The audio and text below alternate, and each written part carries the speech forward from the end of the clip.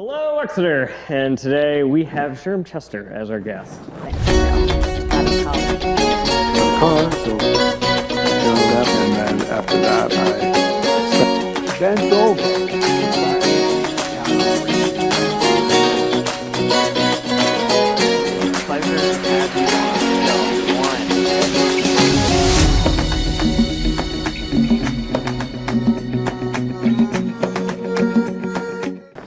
Been trying to get you on for a while. I know. Sneaky man.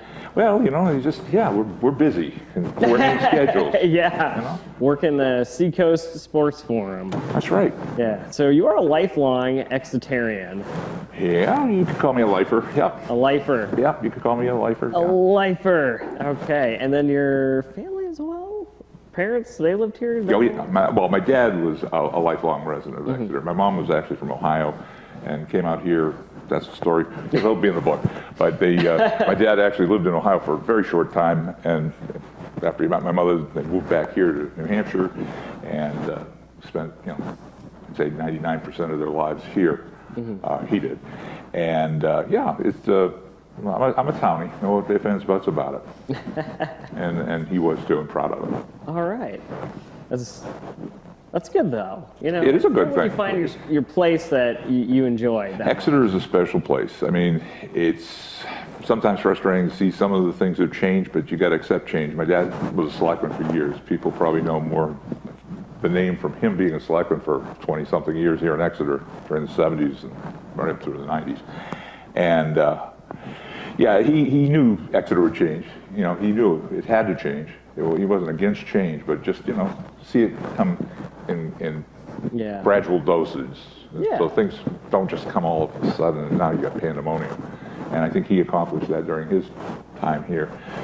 And, like I say, it's a different world since he's gone. And there's no pandemonium. There's a different form of pandemonium, but, it's life as is. I think that's the natural state of society, though. There's always some degree of pandemonium going on. Yeah, I guess we all live on that edge now. It's different. I mean, I guess when I talk to my kids, especially what's been going on the past few years, I say, I guess I am getting old now. And I grew up in the generation where we didn't have all the technology, so when we got it, we appreciated it more. And it just, everybody assumes it's there now, we're going to have it, do it, and enjoy it, and it's fine. That's cool. But people being satisfied with what they have, I guess, is what I get frustrated with. People seem to always want a little more. That is very unique, though. Somebody who knows that much is all in there. That always excites me to hear those stories. It knows. Very neat. So you grew up here. You were at the high school. Yeah, the Blue Hawk. I take it you were also a sports guy at the time when you were in high school. You know something? I wasn't coordinated enough to be good at any sport. That's what's funny about the whole thing. I was more the helper on the team, the statistician or the manager type of thing. I've always been a sports fan, and I'm a Blue Hawk. I believe the blue, obviously. Probably why your shirt's blue. Well, that too, and that's the interest is in sports, yes. And went into broadcasting, and then after going through the broadcasting career and doing other things, and then working for the post office for almost 30 years. Right. I did the broadcasting part-time to fill in, and about 10 years ago, I guess it was, the radio station here in Exeter was purchased by a couple of local guys, and they decided, they'd like to do local programming. So I was talking to Bill Taylor, the coach, who's been one of the Exeter coaches for many years and has a background in sports.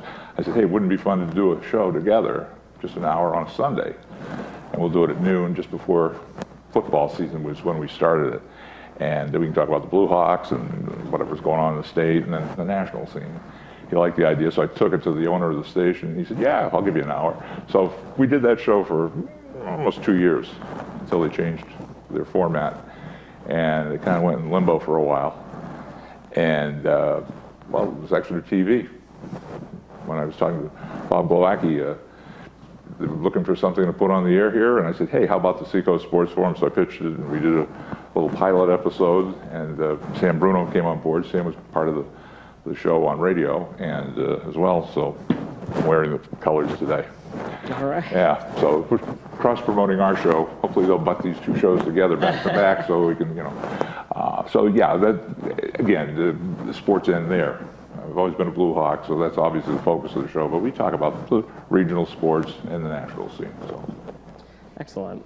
That's interesting. I was expecting to hear you say like, "Oh yeah, I did all these sports all the time." Sportsman. It's funny. I admire guys that can do sports broadcasting. I've been fortunate enough to meet up with a bunch of them, and I don't want to drop names, but it's a skill, a talent. Well, Sam Bruno, I will drop his name. He's been doing it for years, and the coach does football.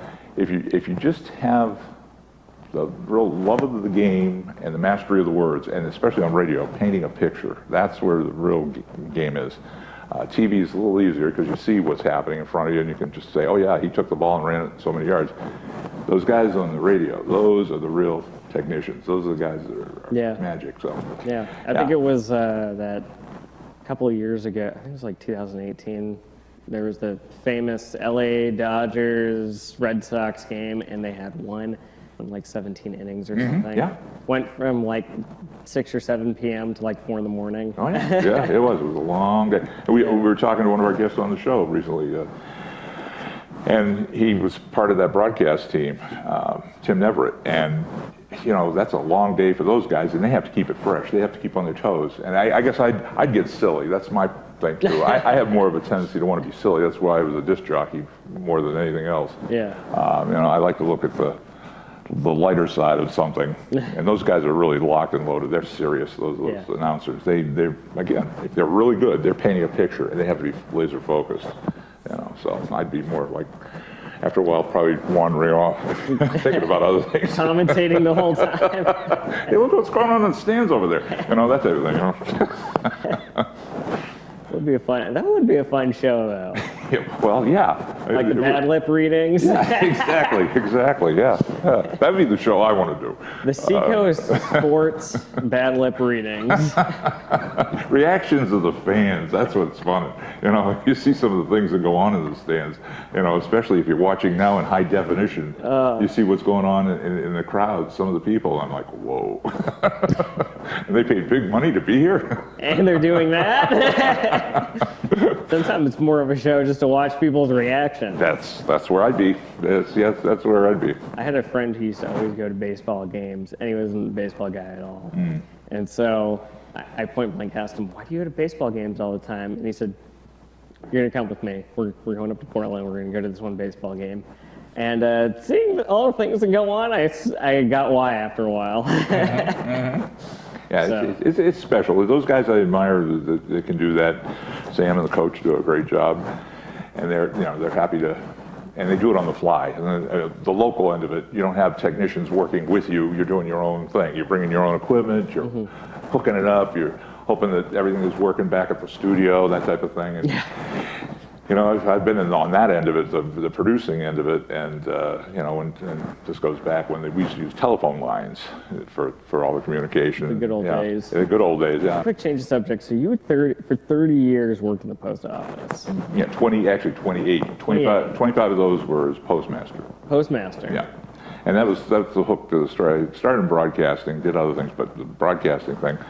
And when I got out of high school, and my mother always said, why don't you take the postal test? And I said, come on, I want to be a broadcaster. I want to be a disc jockey.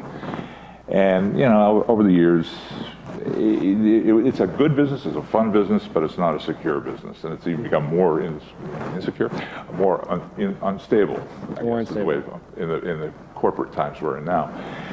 So at one point, my family was growing, and I had to have some stability with the benefits, number one, and a good paycheck that you didn't have to worry about taking to the bank and having it bounce. Those are two of the most important things.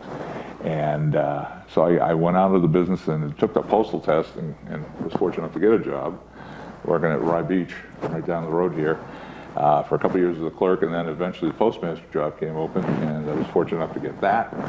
And I spent 25 years as postmaster, and that was probably the best years. And thanks, Mom, for giving me that advice. I put it off for a few years before I did it, but I started late, but it was worth the wait. Worth the wait. Yeah. Now, I am going to have to ask you one quick question. Okay. Did you know there was a time when the post office used to mail children?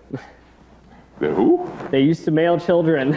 No, I did not know that. It was cheaper than airfare, so. Really? That didn't happen in my time. We had all sorts of stuff that people tried to mail. Weirdest one, the ones that were the noisiest, chickens. Little chicks. They tried to mail chicks? Little chicks, yeah. Animals. Oh yeah, little chicks. It's legal as long as it's going to an agricultural setup.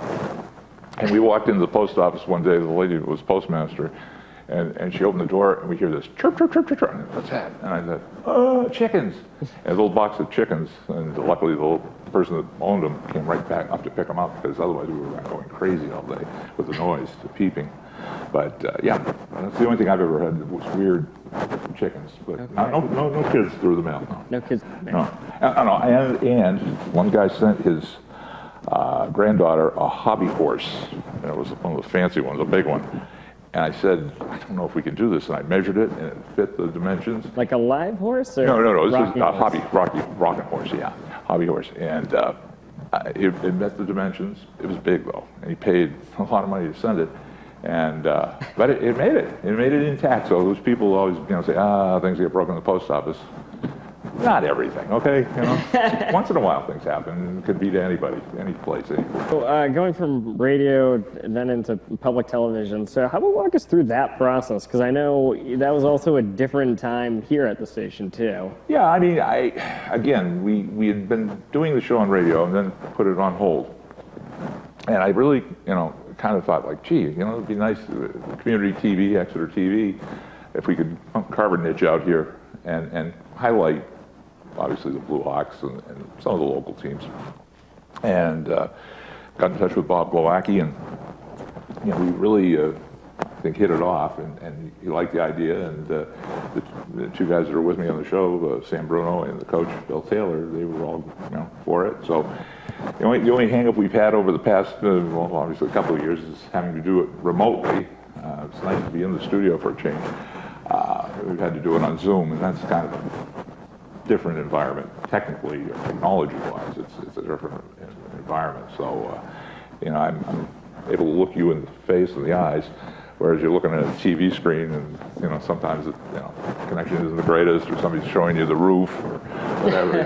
So it has its hang-ups. But yeah, it's been a good experience. If anybody has any ideas for a program, talk to Bob Glowacki and folks here at Exeter TV. I know you came to me with the idea of being a guest on this program, and that's great. I enjoy the chance to do that, and and again, you feature people that make a difference, I think, in town here. That's what the support. Yeah, all the different people that make up the community. Right, a cross section of what is Exeter. Yeah, and I get to be selfish and hear stories all day. That's the best part. Listening. Somebody said that years ago. The best part of an interview is if you're listening. The people, you can tell a good interview is listening. Mm-hmm. Somebody that's got a lot of notes in front of them or cards with questions, they're not paying attention. I've learned that over the years. You try to trigger off something somebody says. You ask me a question, and then I answer, and you say, "Oh yeah, wait a minute, I want to jump on that." So we learn as we go along in this business and in life. You got to think on your feet and learn on the spot. Right. Everything is being able to just kind of turn on a dime, so to speak. Yeah. Interesting. It's always interesting. It's never a dull day in the business, and it's always colorful as you go along through it. Well, yeah. I think life. You take a day of life at a time, and hopefully enjoy every day. I mean, life throws us curveballs, and we have to just react to them. But try to put a positive spin on things. I mean, it's too much negativity. That's one thing. We were talking about talk shows in the past. I'd love to have done a radio talk show. That was one of my goals, and I did get to go on WBZ a couple of times, which was to me like walking into the Vatican. And I mean, you could always take over People Exeter. No, you do a fine job. But I think that I guess my thing was that just with interviewing people, that have a positive spin or do something productive. I'm tired of you know, the yin-yang thing all the time on the radio or TV. It just gets to the point where you say, okay, you know, how much of this can we put up with? I mean, is there a positive thing we can say about somebody? Let's do it. Or a positive thing somebody is doing? Let's do it. Let's, you know, and that's what I think. If I ever did a springboard off of the show I'm doing now, it would be something like you're doing. Finding people that are making a difference or having some positive effect on the town or the city or the whole area. All right. Well, Sherm, is there anything else you'd like to say before we go? Enjoy the programming here on Exeter TV, and if you have an idea, get in touch with these guys. They'll help you out a lot. I will say that. All right, Sherm. Thank you. Thank you, Garrett. All right, Exeter, you heard it. If you would like to be in the spotlight or recommend somebody, you can contact us at extvg@exeternh.gov. Thank you, and have a great day.